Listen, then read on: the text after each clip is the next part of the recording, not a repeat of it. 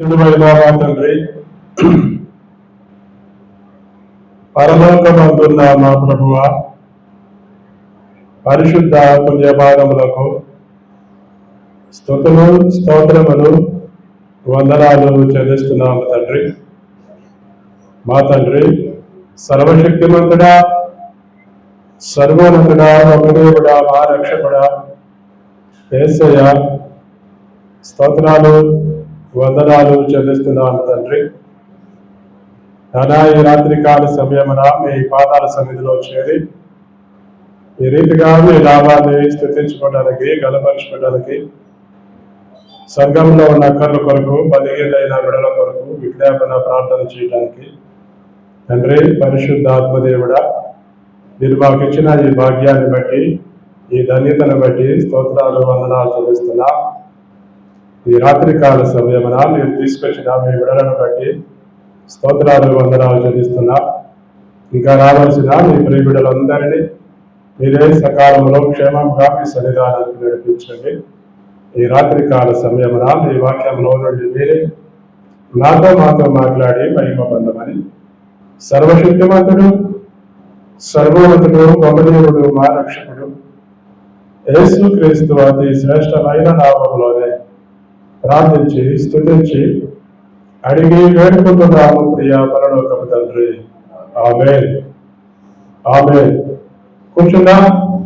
మన ప్రభువును రక్షకుడైన యేసు క్రీస్తు దివ్యనామమున కూడి వచ్చిన మీ అందరికీ హృదయపూర్వక వందనాలు చెల్లిస్తున్నాను.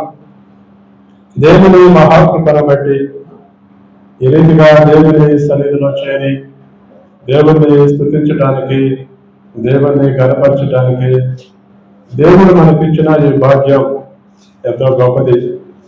దేవుని బిడలమైన మనం ఒకటే నేర్చుకోవాలి. ఎవడైనా దేవుని ఎదుట నీతిమంతుడు కావాలి అని అనుకుంటే వారు క్రియల మూలముగా నీతిమంతులుగా తీర్చబడరు. ఈ రోజుల్లో చాలా మంది మంచి పనులు చేస్తే, దాన ధర్మాలు చేస్తే, అన్నదానాలు చేస్తే, అవి చేస్తే, ఇవి చేస్తే నీతిమంతులమే అనుకుంటారు. తను మంచివాడండి, తను అవి చేశాడండి, ఇవి చేశాడండి అని మనుషుల ముందు అనిపించుకోవచ్చేమో. ఈ లోకంలో అతను చేసిన క్రియలను బట్టి నీతిమంతుడు అనిపించుకుంటాడేమో.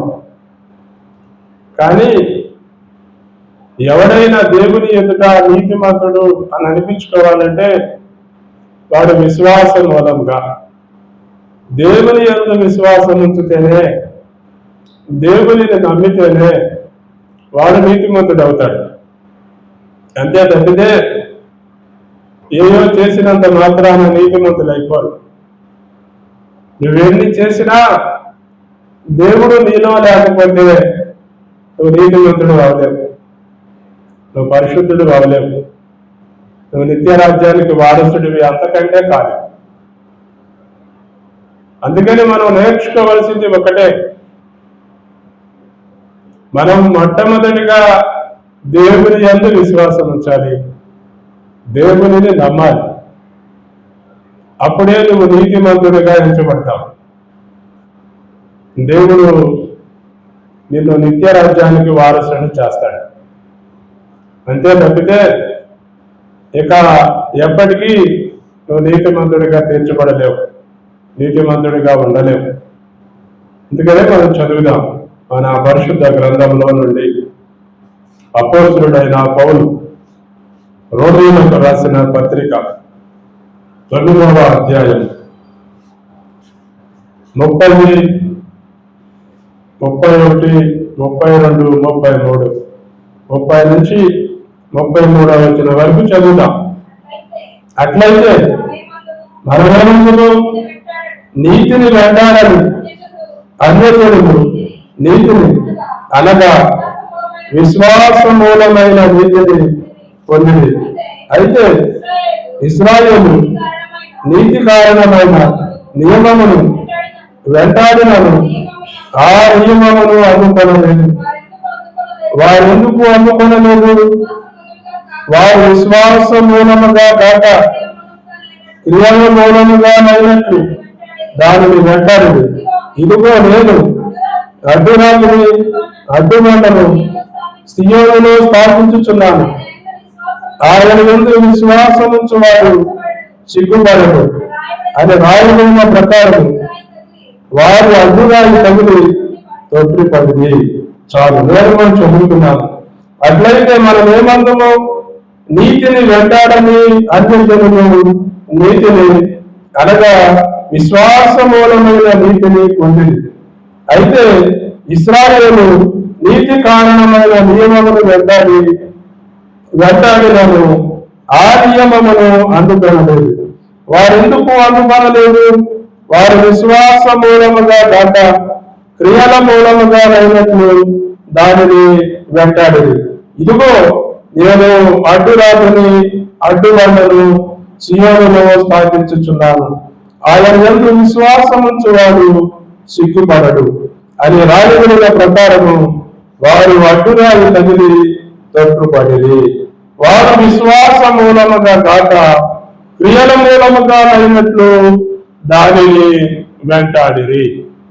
నీలో విశ్వాసము లేకుండా నీవు ఎన్ని పనులు చేసినా, ఎన్ని కార్యాలు చేసినా, ఎన్ని దానాలు చేసినా, ఎన్ని మంచి పనులు చేసినా, నీలో దేవుడు లేకపోతే, నీలో విశ్వాసం లేకపోతే నువ్వు ఎప్పటికీ నీతిమంతుడు అవలేవు. క్రియల మూలముగా కాదు, నువ్వు దేవునిని నమ్మాలి. కానీ ఈ రోజుల్లో చాలా మంది ఏంది, దేవుణ్ణి నమ్మినట్లుగా ఉంటారు కానీ నిజంగా దేవుణ్ణి నమ్మరు. ఎందుకు? మేము నీతిమంతులమండి, మేము పరిశుద్ధులమండి, మేము అలాంటి వారిమండి, ఇలాంటి వారిమండి అని చెప్పుకుంటారు. చాలా మంది వాళ్ళను వాళ్ళే పొగుడుకుంటారు, వాళ్ళను వాళ్ళే చెప్పుకొని బ్రతుకుతూ ఉంటారు. అలానే మన పరిశుద్ధ గ్రంథంలో కూడా ఒక వ్యక్తి ఉన్నాడు, వాడిని వాడే పొగుడుకుంటా ఉంటాడు. ఏమండి, ఈ రోజుల్లో చాలా మంది అలానే ఉంటున్నారు. ఇదే మన పరిశుద్ధ గ్రంథంలో మనం చదువుతాం. ఏమండి, లూకా సువార్త 18వ అధ్యాయము 9వ వచనములో నుంచి మనం 9వ వచనాన్ని చదివితే ఒక మాట ఉంటుంది. తామే నీతిమంతులమని తమ్ము నమ్ముకొని ఇతరులను తృణీకరించు కొందరితో ఆయన ఈ ఉపమానము చెప్పెను. ఇక్కడ స్పష్టంగా రాశాడు, తామే నీతిమంతులమని తమ్మును నమ్ముకొని. అంటే నిన్ను నీవే నమ్ముకుంటున్నావు. నాకంటే గొప్పోడు లేడు, నాకంటే నీతిమంతుడు లేడు, నాకంటే పరిశుద్ధుడు లేడు, నా అంతటోడు లేడు అని నిన్ను నీవే అనుకుని బ్రతుకుతున్నావు. నిన్ను నీవే నమ్ముకుంటే అది నీతి ఎలా అవుతుంది? నీ గురించి ఎవరు చెప్పాలి? ఎవరు చెప్పాలి? నీ పక్కనోడు చెప్పాలి, లేకపోతే నీ భర్త చెప్పాలి. నా భార్య చాలా మంచిదండి, పరిశుద్ధురాలండి, ప్రార్థనా పరురాలండి, దేవుడంటే ఎంతో నమ్మకం అండి అని నీ గురించి నీ భర్త చెప్పాలి, నీ గురించి నీ భార్య చెప్పాలి, నీ గురించి నీ పిల్లలు చెప్పాలి. అంతేగాని నిన్ను నీవే నమ్ముకుని నేను గొప్ప నేను గొప్ప అనుకుంటే అది భక్తి అవ్వదు. ఏమవుతుంది? బడాయి. ఈ రోజుల్లో చాలా మంది ఇలా చెప్పుకునే వాళ్ళు కనపడుతున్నారు. అందుకనే ఇక్కడ యేసయ్య చెబుతున్నాడు. ఏమని చెబుతున్నాడు? తమ్మును తామే నీతిమంతులమని నమ్ముకున్నారు. ఏమండి, వాళ్ళను వాళ్ళు నమ్ముకొని పక్కనోడిని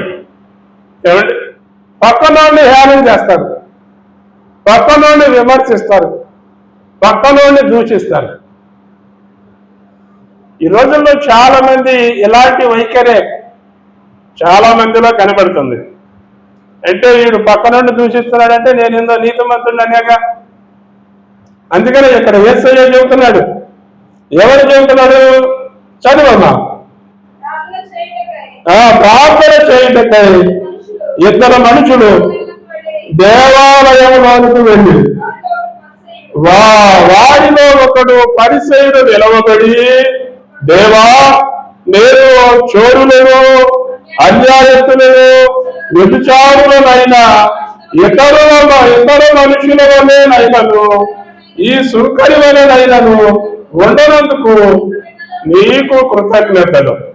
ఏమండి, దేవునికి వందనాలు చెబుతున్నాడు. నేను నీతివంతుడిని అనుకున్నాను అనుకోండి, ఏమండి, పక్కన నాకు ఎలా కనపడాలి? ఎలా కనపడాలి? ఒకప్పుడు నేను నీతిమంతుడినేనా? ఒకప్పుడు నేను మంచివాడినేనా? ఒకప్పుడు నేను ఎలా ఉన్నాను? నా స్థితి ఏంది? నా జీవితం ఏంది? నా సాక్ష్యం ఏంది? ఇక్కడ ఎంతమందికి తెలియదు? ఏమండి, అది మర్చిపోతున్నాం.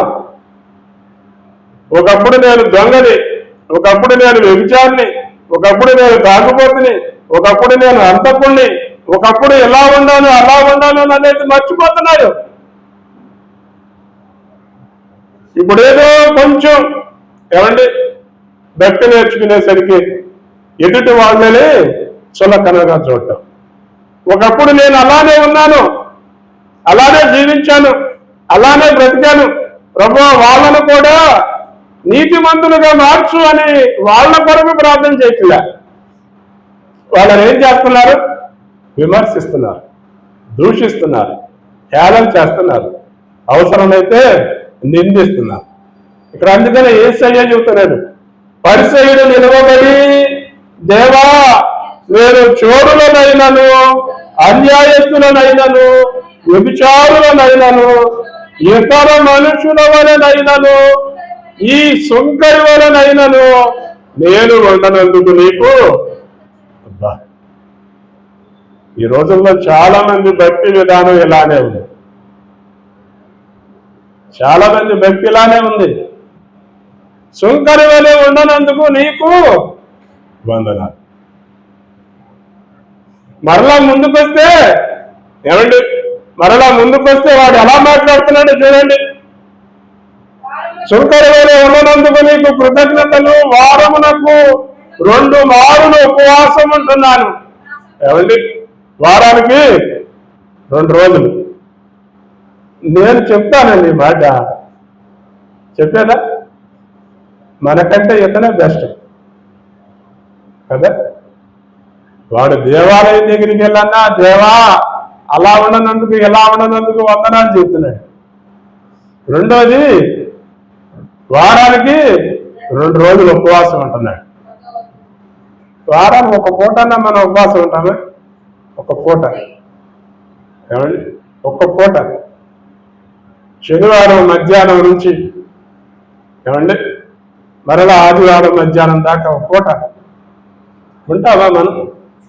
1 పూట కూడా మనం ఉపవాసం ఉండలేము. ఏమండి, 1 పూట ఉపవాసం ఉండాలంటే ఏమంటే ఎలుకలు పరిగెత్తుతున్నాయండి, నీరసం వస్తుందండి, బలహీనత వస్తుందండి, రోగాలు వస్తాయండి, రొప్పులు వస్తాయండి, సాకులు చెప్తున్నారు. 1 పూట ఉపవాసం ఉండలేకపోతున్నాం. ఏమండి, ఇంకా మనది ఏం భక్తి అసలు? 1 పూట, వారంలో 1 పూట. కానీ వీడు వారానికి 2 రోజులు. వారానికి 2 రోజులు నేను ఉపవాసం ఉంటున్నా అంటున్నాడు. వారానికి 2 రోజులు. చాలా మంది ఉపవాసాలు ఉంటారు. ఏమండి, చాలా మంది ఉపవాసాలు ఉంటారు. ఎట్టుంటారో తెలుసా? గంటకి జ్యూస్ తాగుతూ ఉంటారు. ఏమండి, అమ్మగారే ఉపవాసం ఉంటే అయ్యగారేమో గంటకు 1 గ్లాస్ జ్యూస్ చేసి ఇస్తూ ఉండాలి. ఒక అరగంట గ్లాస్ తగ్గిందంటే మళ్ళీ కోపపడింది. ఇదే ఉపవాసం. ఏమంటే ఉదయం 3 చపాతీలు, మధ్యాహ్నం 3 చపాతీలు, 4 సాయంత్రం కూడా 3 చపాతీలు. 3 పూటలు 9 చపాతీలు తిని ఇంకో ఉపవాసం ఏంటి? ఈ రోజుల్లో చాలా మంది ఉపవాసాలు ఇలానే ఉన్నాయి. ఈ రోజుల్లో అసలు ఉపవాసం అంటే ఎంతో తెలియట్లేదండి. ఉపవాస ప్రార్థనలో ఉన్న శక్తి ఎంతో తెలియట్లే. చాలా మందికి ఉపవాసం అంటే చాలా మందికి నిర్లక్ష్యం. ఉపవాస ప్రార్థనలో ఉండే శక్తి దేనిలో ఉండదు. ఉపవాస ప్రార్థనలో అంత శక్తి ఉంటుంది. కానీ ఈ రోజుల్లో చాలా మందిలో నిజమైన ఉపవాసం లేదు. కానీ వీడు వేషధారి అయినా సరే, ఏమండి, వేషధారి అయినా సరే, నీతి లేకపోయినా సరే ఏం చేస్తున్నాడు? నీతిమంతుడిగా ఉండట్లు ఉంటున్నాడు. వారానికి 2 రోజులు ఉపవాసం ఉంటున్నాడు. మళ్ళీ అక్కడేమో రాశాడు? దేవా, నేను నా కష్టార్జితం అంతటిలో 10వ వంతు తీస్తాను. ఇది ఎవరో చెప్తున్నాడు? దేవాలయానికి వెళ్ళి దేవుడికి చెప్తున్నాడు, దేవుడితో చెప్తున్నాడు ఈ మాట. అంటే ఈ రోజుల్లో చాలా మంది ఇలా చెప్పుకునే వాళ్ళు ఉన్నారు. ఒకప్పుడు మీకు ఒక 15 సంవత్సరాలు, 20 సంవత్సరాలు, 30 సంవత్సరాలు పెళ్లిళ్ళకి వెళ్ళారా? 30 సంవత్సరాలు పెళ్లిళ్ళకి వెళ్ళినప్పుడు చదువుకు వెళితే దాని మైక్లో అనౌన్స్ చేస్తారు. తెలుసా మీకు? అనౌన్స్ చేస్తారు. 10 రూపాయలు పెట్టినా అనౌన్స్ చేస్తారు, 20 రూపాయలు పెట్టినా అనౌన్స్ చేస్తారు, 116 పెట్టారనుకోండి ఎక్కువ సార్లు అనౌన్స్ చేస్తారు. అంటే అలాగే చాలా మంది చెప్పుకోవడానికి ఇష్టపడతారు. ఇక్కడ ఇతను కూడా అంతే, తను ఏది చేసినా ఏది ఇచ్చినా చెప్పుకుంటున్నాడు. నీవు ఏదైనా ఇచ్చేటప్పుడు నీవు కుడి చేస్తే నీ ఎడం చేయికి తెలియకూడదు అన్నాడు దేవుడు. కానీ వీడు దేవుని సన్నిధికి వచ్చి దేవాలయంలో ఎలిగెత్తి, ఏమండి, అక్కడున్న వాళ్ళందరికీ వినపడేటట్లు ప్రార్థన చేస్తున్నాడు. వినపడేటట్లు అట్లా ప్రార్థన చేసి మేము నీతిమంతులమి అని వాళ్ళకు వాళ్ళే ముద్ర వేసుకుంటున్నారు. మేము పరిశుద్ధులము, మేమే ప్రతి దానిలో ముందుంటాం అని ముద్రలు వేసుకుంటున్నారు. నీకు నువ్వు ముద్ర వేసుకుంటే సరిపోదు, ఏమండి, నీ పక్కనోడు నీకు ముద్ర వేయాలి, నీ దేవుడు నీకు ముద్ర వేయాలి. బలా నమ్మకమైన మంచి దాసుడా అని దేవుడు అనాలి నిన్ను. అది భక్తి అంటే. అంతేకాని మనకు మనం అనుకోవటం కాదు. అందుకని యేసయ్య చెబుతున్నాడు ఈ మాట 13వ వచనంలోకి వస్తే, అయితే సుంకరి దూరముగా నిలబడి ఆకాశం వైపు కన్నులెత్తుటకైనను ధైర్యము చాలక రొమ్ము కొట్టుకొచ్చు, దేవా పాపినైనా నన్ను కరుణించుమని పలికిన. దేవుని వైపు చూడటానికి భయపడ్డాడు. భయపడాలి. దేవుని సన్నిధికి మనం రావాలంటే భయపడాలి. ఎందుకు? దేవుని సన్నిధిలో దేవుడు ఉంటాడు, పరిశుద్ధుడైన దేవుడు ఉంటాడు, సర్వోన్నతుడైన దేవుడు ఉంటాడు, సర్వశక్తిమంతుడైన దేవుడు ఉంటాడు. దేవుని సన్నిధిలో దేవుడు అన్నప్పుడు మనం ఎలా ఉండాలి? భయపడాలి. ఎందుకు? పైకి నేను భక్తిగా చెప్పుకున్నా నా హృదయంలో ఏముంటుందో ఎవరికి తెలుస్తుంది? దేవుడికి తెలుస్తుంది. నా హృదయంలో నా వేషభాషలన్నీ దేవుడికి తెలుస్తాయి. అందుకని దేవుడు నన్ను చూస్తున్నాడు, దేవుని సన్నిధిలో నేనుంటాను. నేను ఇక్కడ దేవుని సన్నిధిలో భయముతో ఉండాలి. యెషయా అదేగా దేవుణ్ణి చూచాడు. ఇశ్రాయేలు ప్రజలను చూసి మీకు శ్రమ, మీకు శ్రమ, మీకు శ్రమ అన్నాడు అందరినీ. అందరూ చూస్తున్నాడు. అందరిలో వాళ్ళ పాపాలు, లోపాలు ఏమండి కనబడుతున్నాయి. కనబడుతుంటే మీకు శ్రమ, మీకు శ్రమ, మీకు శ్రమ అన్నాడు. అది మీకు శ్రమ, మీకు శ్రమ, మీకు శ్రమ అంటూ పైకి చూశాడు. పైకి చూస్తే దేవుడు సర్వోన్నతుడైన దేవుని మహిమను చూచాడు. ఆ దేవుడు ఏమంటే సేరుపును శరాపుల చేత దేవుని దూతలకు 6 రెక్కలున్నాయి. 2 రెక్కలతో మహాన్ని కప్పుకుంటున్నాయి, 2 రెక్కలతో ఒళ్ళు కప్పుకుంటున్నాయి, 2 రెక్కలతో ఎగురుతున్నాయి. ఆ మహిమను చూడలేకపోతున్నాయి. ఆ దూతలు మహిమను చూడలేక మొహం కప్పుకొని ఒళ్ళు కప్పుకొని దేవుడు పరిశుద్ధుడు, దేవుడు పరిశుద్ధుడు, దేవుడు పరిశుద్ధుడని మానక స్తుతి గానాలు చేస్తున్న ఆ దర్శనాన్ని చూచాడు. ఎప్పుడైతే ఆ దర్శనాన్ని చూచాడో, అయ్యో అపవిత్రమైన పెదవులు కలిగిన నాకు శ్రమ అన్నాడు. ఎప్పుడైతే అయ్యో నాకు శ్రమ అన్నాడో, దేవుని దూత ఒక నిప్పును తీసుకొచ్చి తన నాలుకను కాల్చాడు. అప్పుడు ఇశ్రాయేలు ప్రజలు చూసి, ప్రభువా వీళ్ళను క్షమించు, వీళ్ళని రక్షించు, వీళ్ళని కాపాడు, వీళ్ళ ఎడల దయ చూపించాలి ప్రార్థన చేయడం ప్రారంభించాడు. ఫస్ట్ ఏమో మీకు శ్రమ మీకు శ్రమ అన్నవాడు ఇప్పుడు వాళ్ళ ఎడల జాలిని చూపిస్తున్నాడు. నీవు నీతిమంతుడు అయితే నీ పక్కనున్నవాడు నాకంటే నీతిమంతుడు అని పలకాలి. అంతేకాని వీడిని విమర్శించటం కాదు, దూషించటం కాదు, హేళన చేయటం కాదు. అవసరమైతే వాడు అలాంటి స్థితిలో ఉన్నా వాడి ఎడల జాలిపడి వాడి కొరకు అవసరమైతే ఉపవాసం నుండి ప్రార్థన చేయాలి.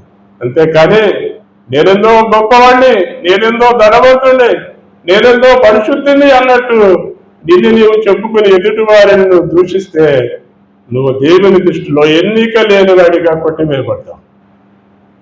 వీళ్ళిద్దరు దేవాలయానికి వెళ్ళి ఈ సుంకరి ఇలా ప్రార్థన చేశాడు, అయ్యా నేను పాపిని, నన్ను క్షమించు అని తన రొమ్ము కొట్టుకుంటున్నాడు. అప్పుడు యేసయ్య అన్నాడు, అతని కంటే ఇతడు నీతిమంతుడుగా తీర్చబడి తన ఇంటికి వెళ్ళిపోయాడు. ఏమండి, దేవుని యందు విశ్వాసం ఉంచేవాడే నీతిమంతుడు. అంతేకాని నిన్ను నీవే పొగుడుకుంటే ఎప్పటికీ నీతిమంతుడు అవలే. నిన్ను నీవే మంచోడు అనుకుంటే ఎప్పటికీ నీ పాపాలు ఒప్పుకోలేవు. దేవా నన్ను క్షమించు అని అడగలేవు. ఇందుకు నీ మనసంతా ఏముంది? నేను నీతిమంతుణ్ణి, నేను పరిశుద్ధుణ్ణి, నేను నిత్య రాజ్యానికి వారసుణ్ణి అని నీ మనసంతా నింపేసుకుంటున్నావు. నింపేసుకుని ఎదుటి వాళ్ళని చులకన చేస్తున్నాం, ఎదుటి వాళ్ళని నిందిస్తున్నాం. ఇదే మన పరిశుద్ధ గ్రంథంలో కూడా చెప్పిన మాటలే. యేసయ్య దగ్గరకు వచ్చాడు, నేను పరలోకం వెళ్ళాలనుకుంటున్నాను, నన్ను ఏం చేయమంటా అని అడిగాడు. చాలా మంది ఏమండి ఆజ్ఞలు పాటిస్తారు కదా, ఆజ్ఞలు తెలుసుగా మీకు? 10 ఆజ్ఞలు, 10 ఆజ్ఞలు పాటించేవాళ్ళు కూడా ఉన్నారు. ఏమండి 10 ఆజ్ఞలు పాటిస్తే పరలోకం వెళ్ళిపోతారు. ఏమండి 10 ఆజ్ఞలు పాటిస్తే పరలోకం వెళ్ళిపోతారు అని వాక్యం చెబుతుంది. కానీ ఆ 10 ఆజ్ఞలలో ఎవరుండాలి? దేవుడు ఉండాలి. కానీ ఈ రోజుల్లో చాలా మంది ఆజ్ఞలు పాటిస్తారు కానీ వాళ్ళల్లో దేవుడు ఉన్నాడు. వీడు నిత్యరాజ్యానికి నేను వెళ్ళాలనుకుంటున్నాను, నన్ను ఏం చేయమంటా అని అడిగాడు. కిందే ఉంటది, ఈ అధ్యాయంలోనే కిందే ఉంటది. సద్బోధకుడా నేను పరలోకం వెళ్ళాలనుకుంటున్నాను, నన్ను ఏం చేయమంటా అని అడిగాడు. ఏం చేయమనేది ఏముందయ్యా? ఆజ్ఞలు ఉన్నాయి కదా, ఆ ఆజ్ఞలను పాటించు, నువ్వు పరలోకం వెళ్ళిపోతావు అన్నాడు. అంటే అప్పుడు ఆడు అన్నాడు, ఏ ఆజ్ఞలు అని అడిగాడు. ఏ ఆజ్ఞలు అని అన్నప్పుడు అక్కడ రాశాడు, వ్యభిచరించవద్దు, నరహత్య చేయవద్దు, దొంగిలించవద్దు, అబద్ధ సాక్ష్యం పలకవద్దు, నీ తల్లిదండ్రులు సన్మానించవు, ఆజ్ఞలను ఎరుగుతువు కదా అని అతనితో చెప్పాను. ఏమండి ఈ రోజుల్లో చాలా మంది దేవుణ్ణి ఎరగనోళ్ళు కూడా. ఇక్కడ మనం ఇందాక ఫస్ట్ ఇందాక రోమపత్రికలో 9వ అధ్యాయంలో 30వ వచనంలో ఏమని చదివాం? అట్లయితే మనం ఏమందుము? నీతిని వెంటాడని అన్యజనులు నీతిని అనగా విశ్వాసమూలమైన నీతిని పొందిరి. ఇక్కడ నీతిని ఎరగని అన్యజనులు నీతిని అని రాశాడు. అన్యజనుల్లో కూడా చాలా మంది దేవుణ్ణి నమ్మనోళ్ళు, దేవుడు అంటే తెలియనోళ్ళు. చాలా మంది దొంగతనాలు చేయరు, నరహత్యలు చేయరు, అబద్ధాలు చేయరు, వ్యభిచారం చేయరు. తెలుసా మీకు? వాళ్ళు కూడా పాటిస్తారు. దేవుణ్ణి ఎరగనోళ్ళు కూడా ఏమండి వీటిని పాటిస్తారు. ఈ నువ్వు పాటించినంత మాత్రాన పరలోకం వెళ్ళిపోతాను అనుకోకూడదు. వీటిల్లో ఏముండాలి? దేవుడు ఉండాలి. దేవుడు నాకు పెట్టాడు దీన్ని, దేవుడు ఆజ్ఞాపించాడు. నేను మొట్టమొదటిగా నీ దేవుడైన యెహోవాను నీ పూర్ణ మనసుతోనూ, పూర్ణాత్మతోనూ, పూర్ణ బలముతోనూ, పూర్ణ వివేకముతోనూ, పూర్ణ శక్తితోనూ ప్రేమించాలి. మొట్టమొదటిగా నీకు దేవుడు ఉండాలి. లేదు తప్ప వేరొక దేవుడు నీకు ఉండకూడదు. అదే ఈ రోజుల్లో చాలా మందికి ఎంతమంది దేవుళ్ళు ఏమండి చేసే పని ఒక దేవుడు. ఏమండి ఏ పని చేస్తారో ఆ పనే ఒక దేవుడు అయిపోయాడు. ఏమండి ఎక్కడికన్నా వెళ్ళాలంటే దేవుని సన్నిధిని కూడా వదిలేసేవాళ్ళు ఉన్నారు.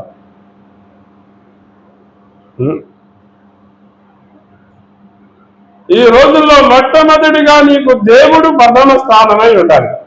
దేవుడు ఏం చెప్పాడు? 6 రోజులు నువ్వు పని చేసుకో, 7వ దినం విశ్రాంతి దినం, 7వ దినం మీరు నా దగ్గరికి రండి అన్నాడు. ఇది ఆజ్ఞలలో ఒకటి. కానీ దీన్ని ఎంతమంది చేస్తారు? దొంగతనం చేయొద్దు, దొంగతనం చేయరు. వ్యభిచరించొద్దు, వ్యభిచారించరు. అబద్ధం ఆడొద్దు, అబద్ధం ఆడరు. కానీ దేవునికి ప్రథమ స్థానం ఇచ్చేవాళ్ళు ఎంతమంది ఉంటారు? అందుకని వీటికి అది గుర్తు చేశాడు. అయ్యా నేను వ్యభిచారం చేయటల్లా, దొంగతనం చేయటల్లా, నరహత్య చేయటల్లా, అబద్ధాలు ఆడటల్లా, అయినా నా మనసులో ఏదో ఉంది అని అన్నాడు. అప్పుడు యేసయ్య అన్నాడు, అయ్యా నీకు ఒక్కటి కొదువుగా ఉంది. ఏంది ఆ కొదువ?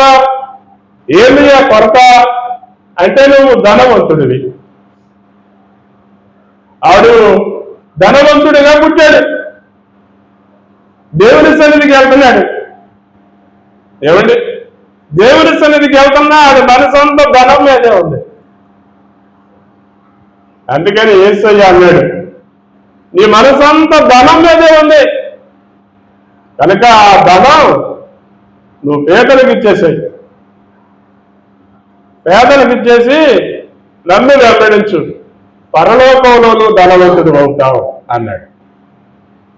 అక్కడ రాశాడు, వాడు వ్యసన పడి వెనక్కి వెళ్ళిపోయాడు.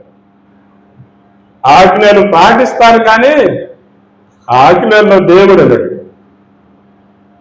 ఏమండి ప్రార్థన చేస్తారు కానీ ప్రార్థన అంటే విశ్వాసం ఉండదు. దేవుని సన్నిధికి వస్తారు కానీ దేవుడు అంటే నమ్మకం ఉండదు. అంటే మరి చేసే భక్తి అంతా ఎవరి కోసం? పక్కనోడి కోసం. నేను ప్రార్థనకి వెళ్తే వాడు పక్కనోడు నన్ను చూసి నీతిమంతుడు అనుకుంటాడు. ఏమండి పక్కనోళ్ళు చూస్తున్నారని చేస్తున్నారు భక్తి. ఏమండి అది కాదు. భక్తి అనేది నీలో నుంచి రావాలి, నీ గుండెల్లో నుంచి రావాలి, నీ మనసులో నుంచి రావాలి. అంతే తప్పితే ఏదో అనేది కాదు భక్తి, ఏదో అనేది కాదు నీతి. అలా చేస్తే నువ్వు నీతిమంతుడు అని ఎప్పటికీ అనిపించుకోలేవు. అందుకనే దేవుడు చెప్తున్నాడు ఈ మాట, మీరు పూర్తిగా నన్ను నమ్మండి అన్నాడు. అందుకనే మనం చదువుతాం గలతీయులకు రాసిన పత్రిక. నేను ముగించేస్తాను. అపోస్తలుడైన పౌలు గలతీయులకు రాసిన పత్రిక 3వ అధ్యాయము 6వ వచనంలో ఒక మంచి మాట ఉంటుంది. అబ్రహాము దేవుని నమ్మెను, అది అతనికి నీతిగా ఎంచబడెను. చాలు చాలు చాలు. అబ్రహాము దేవుణ్ణి నమ్మాడు.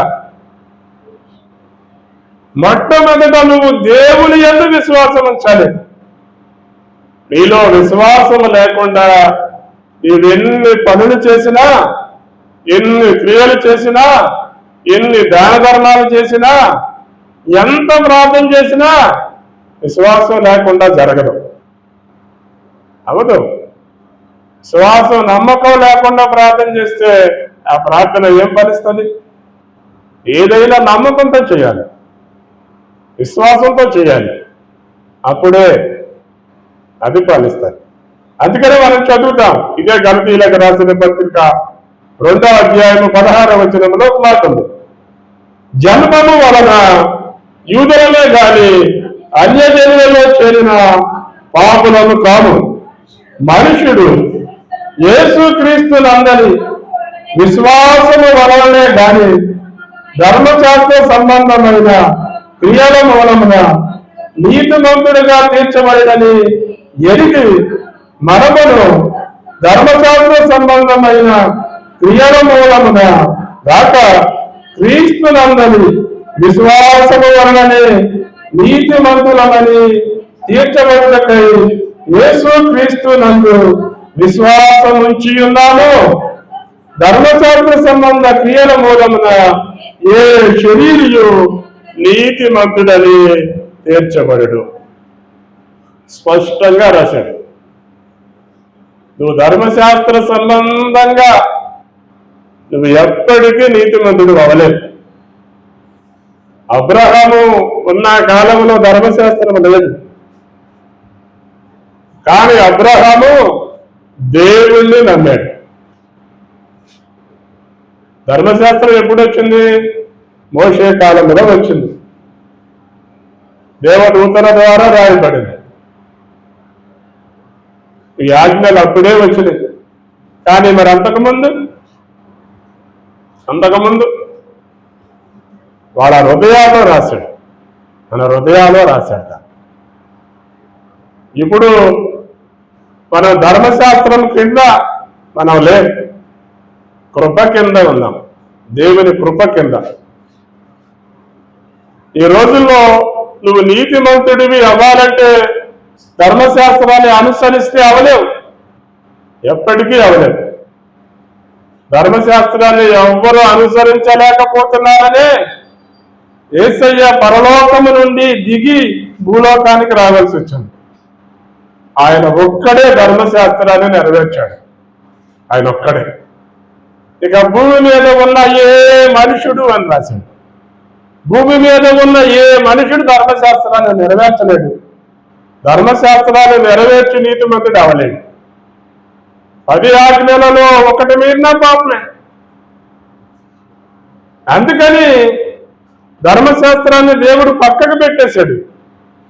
మీకు ధర్మశాస్త్రం వద్దు, నన్ను చూడండి, నన్ను నమ్మండి, మీరు నన్ను నమ్మితే చాలు, నీకు పరలోకం. తేలిక. యేసు ప్రభువుని నమ్మటం తేలిక, యేసు ప్రభువునందు విశ్వాసం ఉంచటం తేలిక. నా కృప మీకు చాలు అన్నాడు. అందుకని ఇక్కడ రాస్తున్నాడు ఆ మాట. మనము జన్మము వలన యూదులమే కానీ పాపములో చేరిన వారము కాము, అన్యజనులలో చేరిన వారము కాము. కనుక ధర్మశాస్త్రము వలన మనం ఎవ్వరమీ రక్షించబడలేము. యేసు క్రీస్తునందు విశ్వాసం ఉంచితే చాలు, నువ్వు నీతిమంతుడు అవుతావు, నువ్వు పరిశుద్ధుడు అవుతావు, నువ్వు నిత్య రాజ్యానికి వారసుడు అవుతావు. అందుకని మనం నేర్చుకోవలసింది ఒకటే, యేసునందు విశ్వాసం ఉంచితే చాలు, యేసయ్యను నమ్మితే చాలు, యేసయ్యా నేను పాపిని అంటే చాలు, ఆయన నిత్య రాజ్యం ఇచ్చాడు, పరలోకం ఇచ్చాడు. అందుకని అక్కడ ఈ మాట రాయబడింది. అందుకని ఒక మాట చెప్పి నేను ముగించేస్తాను. ఇదే గలతీయులకు రాసిన పత్రిక 3వ అధ్యాయం 2వ వచనాన్ని చదువుతాం. మొదటి నుంచి చదువుతాను. ఓ అవివేకులైన గలతీయులారా, మిమ్మల్ని ఎవడు భ్రమ పెట్టను? సిలువ వేయబడిన వాడైనట్లుగా యేసుక్రీస్తు నీ కన్నుల ఎదుట ప్రదర్శింపబడేది కదా. ఇది మాత్రమే మీ వలన తెలుసుకొనబోతున్నాను. ధర్మశాస్త్ర సంబంధ క్రియల వలన ఆత్మను పొందుతురా, లేక విశ్వాసముతో వినుట వలన పొందుతురా? మీరింత అవివేకులైతురా. మొదట ఆత్మానుసారంగా ఆరంభించి ఇప్పుడు శరీరానుసారంగా పరిపూర్ణులవుతురా. అక్కడున్న మేము నీతిమంతులమి, మేము పరిశుద్ధులమి, మేము దేవుని బిడ్డలము అన్న వాళ్ళతో చెబుతున్నాడు. మీరు పరిశుద్ధాత్మను ధర్మశాస్త్రాన్ని అనుసరించి పొందారా? యేసునందు విశ్వాసం నుంచి పొందారా? దేని వల్ల పొందారు అని క్వశ్చన్ వేశాడు. ఇక్కడున్న మనం పరిశుద్ధాత్మను ఎలా పొందా? ఈ ఆజ్ఞలను పాటించి పొందలా. యేసునందు విశ్వాసం ఉంచాము కనుక పరిశుద్ధాత్మను పొందాం. యేసునందు విశ్వాసం ఉంచావు కనుక నువ్వు పరిశుద్ధాత్మను పొందుతావు. యేసుని నీ సొంత రక్షకుడిగా నమ్మేవు కనుక నువ్వు నీతిమంతుడు అవుతావు. యేసే నీ దేవుడయ్యాడు కనుక, యేసే నీ రక్షకుడయ్యాడు కనుక, యేసే నీ విమోచకుడయ్యాడు కనుక ఆయనను బట్టి నీవు నిత్యరాజ్యానికి వారసుడు అయ్యావు. అంతే తప్పితే నీ క్రియల మూలముగా కాదు, ఏదో ఆజ్ఞలను పాటించటం వలన కాదు. ఓ అవివేకులైన గలతీలారా, మొదట ఆత్మానుసారంగా ఉన్నారు కదా, ఇప్పుడెందుకు శరీరానుసారులుగా వేసుకున్నారు? శరీరానుసారులు పరలోకం వెళ్ళరు, ఆత్మానుసారులే పరలోకం వెళ్తారు. కనుక ఈ లోకంలో బ్రతికే మనం క్రియల మూలముగా ఆ పనులు చేసి, ఈ పనులు చేసి, ఆ దానాలు చేసి, ఈ దానాలు చేసి, అయ్యిచ్చి ఇచ్చి నువ్వు నీతిమంతుడు అనిపించుకుని పరలోకం వెళ్ళాలి అనుకోకు. నువ్వు ఎప్పటికీ వెళ్ళలేవు. యేసే నా దేవుడు, యేసే నా రక్షకుడు, యేసే నా విమోచకుడు.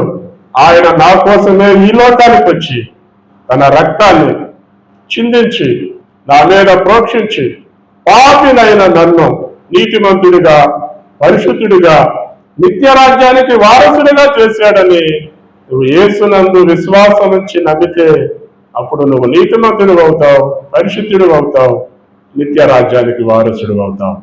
కనుక ఇప్పటికైనా మీరు యేసునందు నమ్మకం ఉంచండి, యేసునందు విశ్వాసం ఉంచండి. దేవుడు మిమ్మల్ని దీవిస్తాడు, మీ పిల్లలను దీవిస్తాడు. ప్రార్థన చేద్దాం. ఈ రాత్రికాల సమయమున దేవుని సన్నిధిలో ఉందా మనం చిన్న ప్రార్థన చేద్దాం. వారు విశ్వాస మూలముగా కాక క్రియల మూలముగానైనట్లు దానిని వెంటాడిరి. నీ క్రియల వలన నువ్వు పరలోకము వెళ్ళలేవు. నువ్వు దాన ధర్మాలు చేస్తే పరలోకం వెళ్ళలేవు. ఏయో మంచి పనులు చేస్తే పరలోకం వెళ్ళలేవు. యేసయ్యను నమ్మితే పరలోకం వెళ్దాం, యేసునందు విశ్వాసం ఉంచితే పరలోకం వెళ్దాం. యేసే నా దేవుడు, యేసే నా రక్షకుడు, యేసే నా విమోచకుడని ఆయన యందు విశ్వాసం ఉంచితేనే నువ్వు నీతిమంతుడు అవుతావు, నిత్యరాజ్యానికి వారసుడు అవుతావు. నేను ఆజ్ఞలను పాటిస్తున్నాను, నేను పరలోకం వెళ్ళిపోతాను అనే భ్రమలో నీవు ఉండదు. పరిశీలన వల్ల ఉండద్దు. సుంకరి వలె ఏ రోజుకి ఆ రోజు తగ్గించుకుంటూ యేసు వైపు చూస్తూ నిన్ను నీవు సరిచేసుకుంటూ బ్రతుకు. నువ్వు నిత్యరాజ్యానికి వారసుడు ఉంటావు, నీతిమంతుడిగా తీర్చబడతావు, పరిశుద్ధుడుగా దేవుని సన్నిధిలో ఉంటావు. ఆ ప్రియ సహోదరుడా, అమ్మాయ్య, ఇప్పటికైనా యేసునందు విశ్వాసం ఉంచి యేసు వైపు చూడు. ఆయన నీకు సహాయం చేస్తాడు. ఏ స్థితిలో ఉన్నా, ఏ కష్టంలో ఉన్నా, ఏ బాధలో ఉన్నా, ఏ ఇబ్బందిలో ఉన్నా నాకు ఎవరు లేదని అనుకోవద్దు. నీ వైపే చూస్తున్న యేసయ్య ఉన్నాడు. ఆయనను కేక వేస్తే చాలు, ఆయన నీ దగ్గరకు వస్తాడు, నీ ప్రార్థన వింటాడు, నీలోకి వస్తాడు. ఇప్పటికైనా యేసు అని కేకవి,